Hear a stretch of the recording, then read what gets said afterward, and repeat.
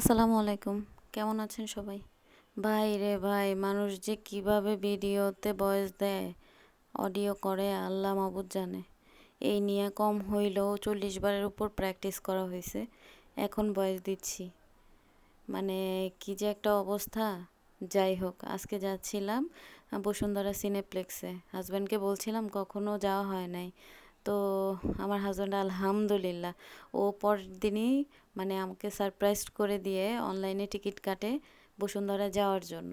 তারপর আমরা রেডি হয়ে চলে যাই। প্রায় 5 মাস পর বাসা থেকে বের হয়েছিলাম, কারণ ছোট একটা বেবি আছে, ওকে রেখে বের হইতে হয়েছে। আমার শাশুড়ি মায়ের কাছে রেখে তারপর বের হয়েছি আমরা। মানে একটু চিন্তাতে ছিলাম বাবুকে কিভাবে রেখে বের হব। যাই হোক, অবশেষে বের হওয়া হয়, বসুন্ধরায় চলে আসি। তারপর অনলাইনে টিকিটটা কালেক্ট করি আমরা আগে। অনলাইনে টিকিট কালেক্ট করে তারপর হচ্ছে গিয়া আমরা মুভি দেখতে, মানে হালকা পাতলা কিছু খাবার নিয়ে তারপর আমরা চলে যাই। পপকর্ন আর পেপসি ছিল সাথে।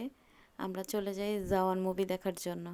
ভিতরে ঢুকে জওয়ান মুভি দেখা শেষ করে তারপর হচ্ছে গিয়ে, মানে কি আর বলবো, মুভি দেখতে দেখতে কান্নাই করে দিছিলাম বাবুর কথা চিন্তা করতে করতে। কখনো বের হই নাই তো, মানে এই প্রথম বাবুকে রেখে 2-1 ঘন্টার জন্য বের হওয়া।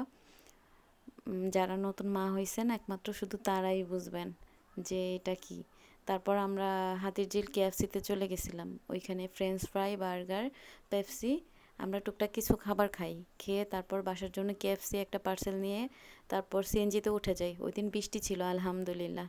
তারপরে আবার যাত্রাবাড়ি থেকে রিক্সা করে বাসায় চলে যাই। সবাই ভালো থাকবেন, সুস্থ থাকবেন, আমাদের জন্য দোয়া করবেন। আল্লাহ হাফেজ।